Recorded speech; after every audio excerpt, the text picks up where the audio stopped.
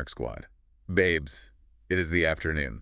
The vibes, honestly, completely chaotic. Utterly deranged. Like, the energy is vibrating right now. It really is. But, babes, we are energized because Splitsvilla. It delivered. It literally gave us everything we needed and more. It fed us. And speaking of being fed, we need to address the situation right off the top. Yes, we do. Because, you guys, this is week 2 of us recording this recap in our cars.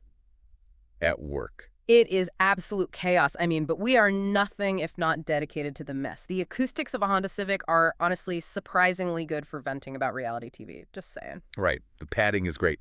But, babes, we have to set the scene for you because we met up for lunch right before hitting record. Like the absolute creatures of habit we are, we ordered our Indian takeaway. Oh, my God. And when we say we ate, we ate. I am talking a full-blown spread on the dashboard. We had the onion bhajis, the spinach and paneer curry, the spice rice, the garlic butter naans. And babes, the mango lasses, which are basically like mango smoothies, but fundamentally better in every conceivable way. It is literally a nectar of the gods. I'm absolutely obsessed with the lassi, but calling a beverage a meal is where we spiral. I will defend it. I am defending it as a full, structurally sound meal on its own. It has dairy, it has fruit. You need the naan to ground you. You just do. But listen, speaking of spiraling, we need to talk about your morning before we even get into the villa. Because, babes, it is not even noon, and you have been through it. Do not even get me started. Like, genuinely do not. 2 patients before lunch, and one of them was a full root canal. Oh, no. On a screaming adult. I am deceased. A fully grown, like, mortgage-paying adult shrieking in the dental chair while I am just trying to navigate a bicuspid. I am traumatized. I need an immediate raise, a 3-week vacation, and a direct line to Bravo headquarters just to decompress. Oh, my God. I am horrified, but I'm also laughing so hard right now. My office is so much more chill today, thank God, but I get it. Like, dental chaos is real. It is so vulnerable. It is the worst. Which honestly is kind of the perfect segue. Because speaking of vulnerable and screaming adults, we need to talk about dating in 2026. Oh, wow. What a pivot. But yeah. Because, babes, outside of the apps, where are people finding partners right now? Like, does anyone actually approach anyone in the wild anymore? They absolutely do not. The meet cute is dead and buried. I was like trying to remember the last time someone genuinely approached me in public, or the last time I walked up to someone at a bar without first checking if their location was active on Hinge. Exactly. I was thinking about this too. The last time a guy actually walked up to me in person, completely unprompted, was at a coffee shop, and I dropped my iced oat matcha because I was so startled by the real-world eye contact. No, you didn't. I literally did. It went everywhere. And that was maybe 2014. Since Tinder took over, it is just crickets in the real world. It really is 2014 energy. We are all just stuck in this digital holding pattern. Like, we hate the apps, we complain about the apps, we threaten to delete the apps every single Sunday night. Every Sunday night, like clockwork. But we are still there on Monday morning, swiping through guys holding fish. We are doomed. Is online dating genuinely the only avenue left? It feels like it. We're just trapped in the algorithm. And honestly, that absolute exhaustion with dating is exactly why I think we are all so hyper-obsessed with MTV Splitsvilla right now. Totally. Because if we have to suffer through the dating pool, we absolutely want to watch 20 hot, chaotic people suffer through it on national television. Misery loves company. And babes, the company in the villa this week is unhinged. I mean, we are 40 episodes into the season. 40. It is insane. That is an insane amount of television for a cast to survive. Most relationships don't last 40 days, let alone 40 episodes of pure, manufactured psychological warfare. It is a marathon of toxicity. Yeah. And episode 40 was an absolute cinematic masterpiece of bad decisions.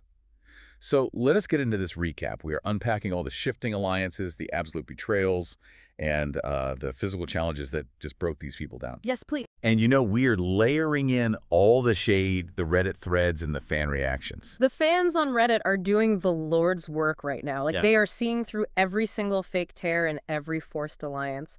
But to understand the sheer panic that infects the physical challenge later in the episode, we have to start at the epicenter of the earthquake, the dome session. Yes, the Oracle's decree. Babes, I need you to imagine you are sitting in that dome. The lighting is dramatic. Everyone's sweating right through their contour. And Yogesh and Ruru step up to the Oracle. Sweating so much. And boom. The Oracle declares them the season's 4th ideal match. Now, for anyone who hasn't been breathing down the neck of this franchise for 40 episodes, becoming an ideal match isn't just about, like, a cute little compatibility test. No. It is a weapon. It is the ultimate tactical advantage in this phase of the game. It instantly grants them immense, immediate power over the elimination voting. They go from being totally vulnerable to being the absolute architects of the villa's hierarchy in, like, 30 seconds. And they waste 0 time wielding that power. Which brings us to the tragedy of Himanshu. Oh, Himanshu. Babes, the Himanshu elimination arc gives me actual whiplash. Let us rewind for a second. Just one episode ago, in episode 39, Himanshu is on the chopping block. He is packing his bag. And Saurabh steps up. Like, Saurabh makes this grand, sweeping, cinematic gesture. It was swag. He empties his pockets. He sacrifices all of his split coins, which is literally the lifeblood currency you need to survive this season, just to save Himanshu. He tells the whole house he refuses to let his brother go home. It was Shakespearean. It was. It was this massive moment of PR, of pure brotherhood and connection, in a season literally subtitled Paisa versus PR. Saurabh chooses loyalty over money. He saves Himanshu. Fast forward to the very next dome session, and Himanshu is dumped anyway. He is eliminated. Gone. Bye. I'm screaming at my screen. It is brutal, and the mechanics of how it happened are fascinating because it was a completely inescapable trap. Like, the voting was a pincer movement. Right. On one side, you have the newly crowned ideal match. Yogesh and Ruru hold the primary power. Now, Ruru has it out for Akanksha because of their explosive screaming match earlier, but the broader target for the entire house just magically becomes Himanshu. But Yogesh and Ruru couldn't just eliminate him unilaterally. There was the mischief box twist. Exactly. Sunny opens the box, and suddenly the unsafe contestants, the ones actively fighting for their lives, are granted the power to vote among themselves. So you have the top-down pressure from the ideal match and the bottom-up pressure from the unsafe pool panicking and just turning on each other. Between those two forces, Himanshu gets the most votes, and his fate is sealed. Okay, but this is what I find so crazy, and I need your take on this. If Himanshu was just saved by this grand, selfless gesture of brotherhood from Saurabh, how does he immediately become public enemy #1 the very next day? That is the million-dollar question. Is he just uniquely cursed? Or is he actually terrible at this game? Because to me, it feels like a sunk cost fallacy. Saurabh spent all this money on him, so the house is like, well, we better take him out now before he regroups. That is a brilliant way to look at it. There is definitely an element of, like, eliminating a debt. But there is a deeper psychological concept at play here, which is polarizing behavior. Oh, for sure. Himanshu's personality in that house was repeatedly described by other contestants as exhausting. And in a social strategy game, you either want to be the beloved leader or the invisible floater.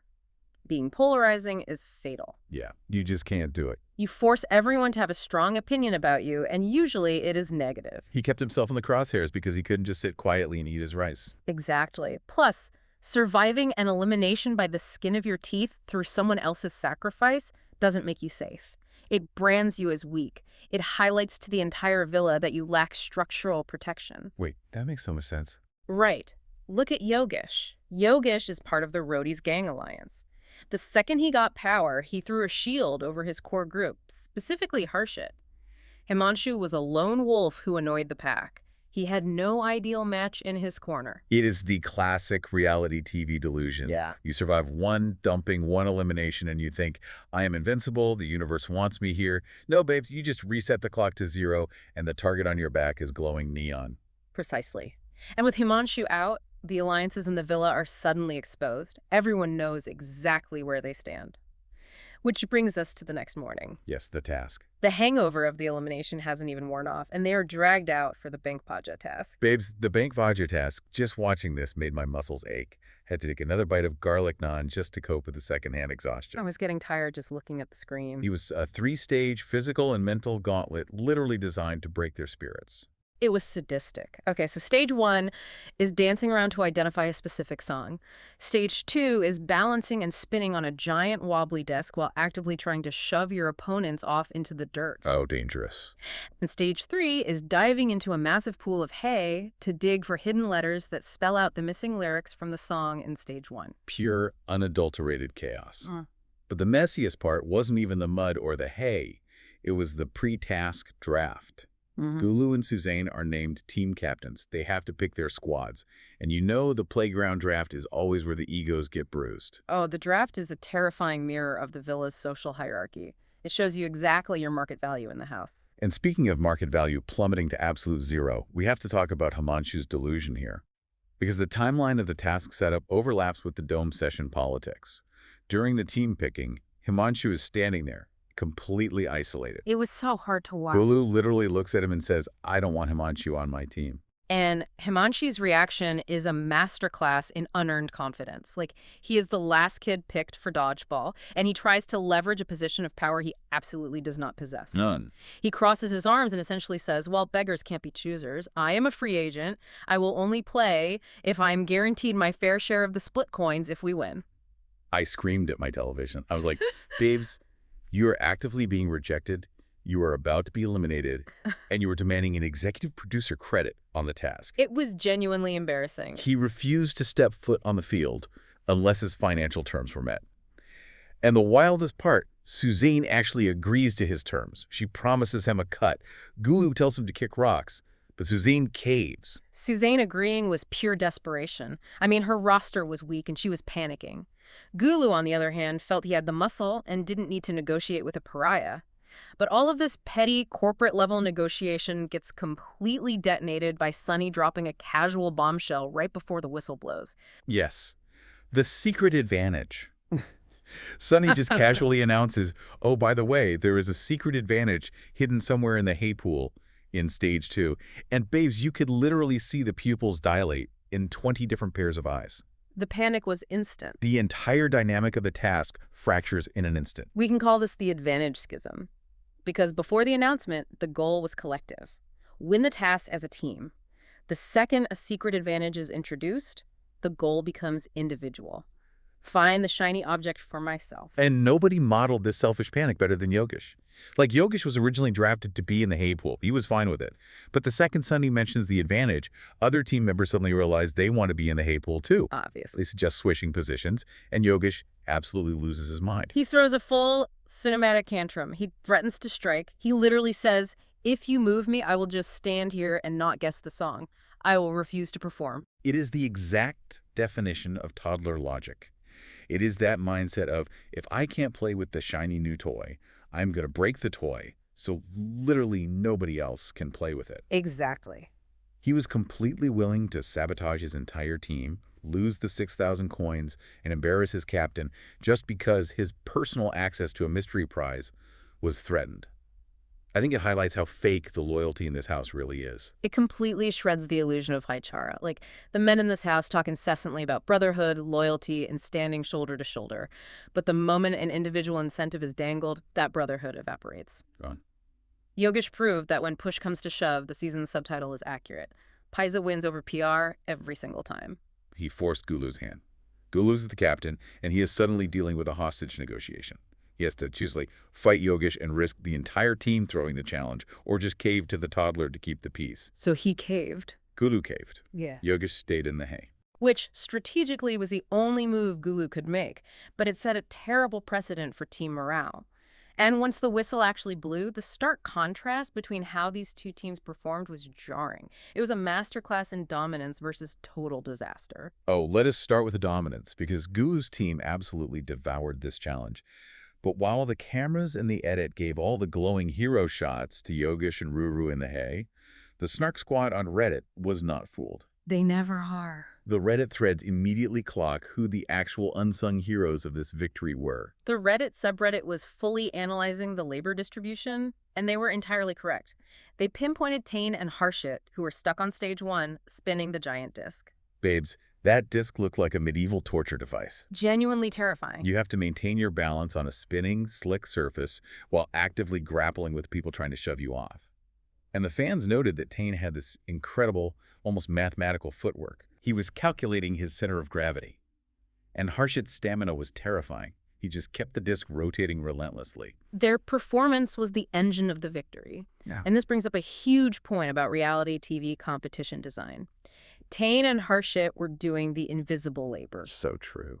Spinning a heavy disc is agonizing, it is repetitive, and it is painful. It makes your thighs burn and your lungs scream, but it doesn't look glamorous on camera. It doesn't yield a dramatic prize token. Exactly. Meanwhile, you have Yogesh and Ruru doing the visible labor. Right. Tearing through a massive haystack, triumphantly pulling out giant letters and unearthing a shiny secret advantage token. That is highly kinetic, visually dramatic television. It is the hero moment. The cameras love it. It looks like winning. Tane and Harshit bought Yogesh and Ruru the time to find those letters, but the hay diggers get all the glory. It is so true. It is like being the offensive line in football. You take all the massive bruising hits so the quarterback can throw a pretty pass and get the multi-million-dollar endorsement deal. But to give Yogesh and Ruru their due, they did go into absolute beast mode in that hay. Oh, they wore it. They were ferociously ripping through it. They found the A, the N, the elusive X, and Ruru secured the advantage. They executed flawlessly, but the contrast with Suzanne's team is what makes this episode iconic. Because Suzanne's team put on a disaster class. A full mess. It was a spectacular slow-motion car crash. Oh my God, the disaster class. Babes, they couldn't even get past the mental roadblock of the song. They spent an excruciating 20 minutes just trying to guess the words "Sun rate." I was timing it. 20 minutes in a timed head-to-head physical challenge. And it wasn't just the mental block. The physical exertion, or the complete lack thereof, was comedy gold. Suzanne and Vishu were the ones assigned to the haystack for their team, and the viewers on Reddit were absolutely merciless. Because they were moving at a glacial pace. One of the funniest comments I saw in the threads was a user pointing out that Suzanne looked like she was actively, strategically trying not to ruin her hair extensions while lightly picking at the hay. Yes, she was using 2 fingers. She was treating it like she was looking for a dropped earring in a shag carpet, not fighting for 6,000 split coins. Zero energy. Yeah. Zero urgency. And Vishu was even worse because he reportedly just gave up completely the second he realized the other team had already found the secret advantage, which is a catastrophic strategic error in a reality show. Right. Because even if the advantage is gone, you still have to finish the task. You have to prove to your team and to the host that you have competitive integrity. You can't just stop. Giving up just signals to the entire house that you are dead weight. If there's no shiny prize for you personally, you won't work. It is the same selfish instinct Yogesh had, just manifested as laziness instead of a tantrum. Exactly. And the audience is hyper-aware of this now. The fans respect the hustle, even if it is invisible labor. They have zero patience for contestants who are all bark and no bite. Totally. They are actively calling out people like Suzanne, Zalek, and Akanksha, who talk a massive game in the confessional interviews about fairness and strategy, but the second they have to break a sweat, they fold. But babes, the fatigue and the stress of this task didn't just expose who was lazy. It exposed who these people really are when the polite filters are stripped away. And it led to some of the ugliest, most uncomfortable moments of the entire season. We have to talk about the misogyny that jumped out. We really do. The physical pressure cooker always causes the social masks to slip. As their emotional regulation plummeted, deeply ingrained biases came to the surface. Let us dive into the spinning disc altercation between Deep Tanshu and Sandy. Her real name is Soundarya, but she goes by Sandy. They're on the same team, they are on this wobbly, chaotic disc, and Deep Tanshu, out of pure frustration, roughly grabs Sandy by the arm or shoulder and forcefully pulls her back. It was an aggressive physical correction. In the heat of a sports moment, physical contact happens, but this was delivered with an excessive, dismissive force that completely crossed the line from teamwork to manhandling. And Sandy felt it immediately. She turns around and sets a very clear boundary. She essentially says, "Do not handle me that way. Do not pull me." She is standing up for herself. Good for her. And Deep Tanshu's response, he doesn't say, "My bad, I was off balance." He doesn't apologize. He immediately escalates and calls her brainless. That pivot is so revealing. Like, he went instantly from a physical microaggression to a verbal degradation of her intellect. When a woman asked him not to grab her, his instinct was to insult her intelligence, to put her back in her place below him in the hierarchy. And the Reddit Snark squad did not let this slide for a second. The threads were on fire. Fans were ripping into Deep Tanshu. They were calling his behavior cheap, and identifying it as blatant, unfiltered misogyny. As they should. They were appalled that he felt so comfortable speaking to a female competitor that way on camera. It really highlights a massive shift in reality TV consumption. 10 or 15 years ago, during the early days of reality television, a moment like that would have just been edited with a wacky sound effect and framed as task drama. Oh, 100%. But today's audience parses the power dynamics instantly. They hear the gendered language, they see the physical disrespect, and they demand accountability. And the craziest part is this wasn't an isolated incident. This is a systemic issue within the entire villa.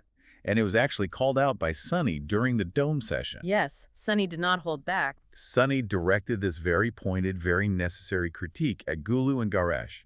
She looked right at them and observed that whenever they are making strategic decisions that directly affect their couples, they exclusively address the other men in the room. It is the 1950s boardroom dynamic. Like, Gulu and Garesh negotiate with the men, they strategize with the men, they make eye contact with the men, completely bypassing and ignoring the women who are literally their partners in the game. They treat the women like props in their own alliances. Ruru actually backed Sunny up on this. She raised her hand and noted that whenever a deal is being pitched regarding her and Yogesh as an ideal match, the men walk up to Yogesh. Always. They make the deal with Yogesh. They assume Yogesh speaks for the couple. Ruru said, "It is always him, never Ruru and Yogesh." It begs the question, does the high-stress reality TV environment create this toxic behavior, or does it just act as a magnifying glass that exposes who these guys are in the real world? Oh, it is absolutely a magnifying glass. The fatigue just strips away the polite veneer they use to hide it at the club or at the office. Babes, we are in 2026. Why are these men operating like the male partner is the CEO of the relationship and the woman is just agreeable collateral? It is exhausting to watch. It is infuriating. But, the silver lining is how fiercely the audience rejects it. The Reddit community is demanding a level of equity and respect that the male contestants are failing to provide. The fans are doing the psychological heavy lifting that the cast refuses to do. Exactly. And the fallout from this task wasn't just about exposing the social rot. It had massive game-breaking economic implications. Because of the way that task ended, absolute financial power was just handed to a woman who had spent the entire episode feeling intensely disrespected and undermined. Oh, we are moving into the end game now, the ultimate power move. Yes. So Gulu's team officially wins Bank Bhaja. And the prize is massive, 6,000 split coins. To put that in perspective, Saurabh sacrificed everything he had, which was a fraction of this, to save Himanshu. 6,000 coins is life-changing wealth in the context of Splitsvilla. It is game-altering money. But then Sunny reveals the final twist regarding this secret advantage. The advantage that Yogesh threw a tantrum over. The advantage that Ruru, covered in sweat and hay, ultimately found. The twist is that Ruru, as the finder, gets to walk up to the mischief box entirely alone. And she gets to divide all 6,000 coins in complete secret. The gasp I let out. She can share the wealth equally among her team. She can give it only to her friends. Or she can keep every single one of those 6,000 coins for herself and Yogesh. It is the sudden, terrifying introduction of absolute, unchecked financial power. And babes, the visceral panic that swept across that villa was palpable. You could smell the fear. Oh, the jealousy was toxic. Yeah. The contestants who had been safely sitting out or who performed terribly, like Suzanne and Azalak and Akansha, suddenly became very, very vocal about fairness and teamwork. Suddenly, everyone is a communist. Right. It was wild to watch them rationalize why they deserved Ruru's money. Rationalization is a hell of a drug. Contestants like Zalak and Akanksha instantly began downplaying Ruru and Yogesh's efforts. They started pushing this desperate narrative that everyone deserves an equal cut. Insane. Akanksha even went so far as to critique Yogesh's guessing skills during the first stage of the task, completely ignoring the absolute fact that she contributed literally 0 calories of effort to the victory herself. It is so transparent. I think they do this because admitting Ruru outplayed them means admitting they are dead weight in this game. It is ego death. It reminds me of group projects in college. There is always that one person who doesn't research, doesn't write, doesn't even show up to the Starbucks meetings, but when the paper gets an A, they expect the exact same grade. Oh, the worst kind of people. And then they have the audacity to complain that the person who stayed up until 4 a.m. formatting the bibliography got to pick the title font. That is a painfully accurate analogy. What we are witnessing is defensive psychology in real time. When faced with someone else's absolute power or undeniable victory, the losers rewrite history to protect their own fragile egos. Exactly. If Akanksha admits Ruru worked harder, she has to admit her own inadequacy. So she searches for any minor flaw to invalidate Ruru's massive success. Well, the Snark squad saw right through the delusion. The threads jumped to Ruru and Yogesh's defense immediately. They were mocking the salty contestants. I call them the salt miners, baby. The salt miners. I love that. They were pointing out the sheer, unadulterated entitlement of demanding a share of the prize after spending the challenge protecting your hair extensions. The audience appreciates the hustle. They saw Ruru literally gasping for breath, pulling that token out of the dirt. The idea that she should hand over her spoils to the peanut gallery is offensive to anyone who believes in merit. So she has the bag. She has the power. And she has spent the entire episode fighting with Akanksha and feeling ignored by the men. What does absolute power do to Ruru in this house? It is going to be messy. Does she build goodwill or does she punish her enemies? We are going to find out. Absolute power doesn't corrupt. It reveals. And I cannot wait to see what it reveals about Ruru. Okay, babes. Before we wrap up this massive recap, we have to get into our Snark side exclusive segments. We have so many opinions and we are not holding back. Let us start with segment 1. Messiest contestant. Who is doing the most? I need your top pick. Oh, without a shadow of a doubt, it is Yogesh. Genuinely. The toddler tantrum in the hay. Threatening to strike because he didn't want to share the possibility of shiny toy. It was deeply unserious, hyper-emotional, and undeniably messy. He held his own team hostage over a hypothetical advantage. That is elite-level mess. Honestly valid. But my pick for messiest is Suzanne. Oh, to tell. Babes. Agreeing to give Himanshu a cut of the money when he was literally an eliminated free agent standing on the sidelines, desperate, and then taking 20 minutes to guess a song because she didn't want to mess up her blowout. She was so slow. That is a different kind of messy. That is, I don't know what show I am on, messy. Okay, moving to segment 2. Couple we do not trust. Who is giving you the ick? Deeptanshu and Sandy. The dynamic is terrifying. This. The physical pulling on the disc followed immediately by calling her brainless. There is zero trust, zero respect, and zero actual connection there. It is a toxic alliance of convenience, and it is crumbling on camera. I do not trust them to survive another week together without a massive blow-up. I am right there with you on the misogyny radar, so I have to say Gulu and his partner. Babes, if your man is in a room making deals about your future in the game, and he refuses to even make eye contact with you, run. Just take your bags. I do not trust any couple where the woman is treated like a silent partner in her own life. It gives me full-body hives. Okay, segment 3, Game Player of the Week. Who is actually playing smart? I have to give it to the invisible laborers, Tane and Harshit. Oh, interesting choice. They are playing a brilliant long game. They didn't complain, they didn't throw tantrums, they just got on that disc and became the absolute backbone of their team's victory. They are making themselves structurally indispensable. That is true. When the house looks to vote people out, you don't vote out the workhorses who win you the money. It is quiet, but it is genius. I love that take. But I have to give my Game Player of the Week to Ruru. She stepped up to the Oracle, got the ideal match power, engineered the elimination of Himanshu, and then literally dug through the dirt to secure absolute financial control of the villa. She did all of that. She went from being talked over by the men to holding their bank accounts hostage. It is a masterclass in seizing power. Okay, final segment. Segment 4, WHO would we bring to lunch? We are assigning Indian dishes to these chaotic messes. Oh, this is my favorite. Okay, I am assigning Himanshu a plain, dry piece of naan. A dry naan. Because he brings absolutely nothing to the table, he has no flavor on his own, but he walks around with the confidence of a man who thinks he is the entire meal. Screaming. That is so accurate. Okay, I am assigning Ruru the spicy paneer curry because she looks sweet, but she packs an absolute punch. And if you underestimate her, you are going to get burned. I see that. And I am assigning Yogesh the mango lassi.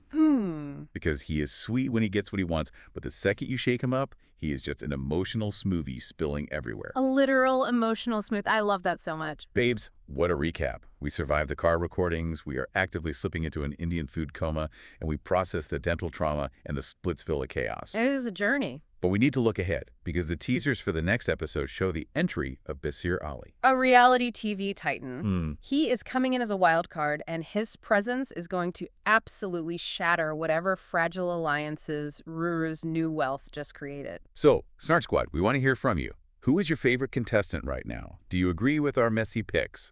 And more importantly, are the apps genuinely ruining dating? Or are we just as toxic as the people in the villa? Let us know in the comments. And please, if you love the chaos, rate, review, and subscribe. Send us your messy dating stories, and share this episode with your most chaotic friend. Thank you so much for hanging out with us, Snark Squad. Until next time, stay driven. Stay deranged. And we will see you on the Snark side.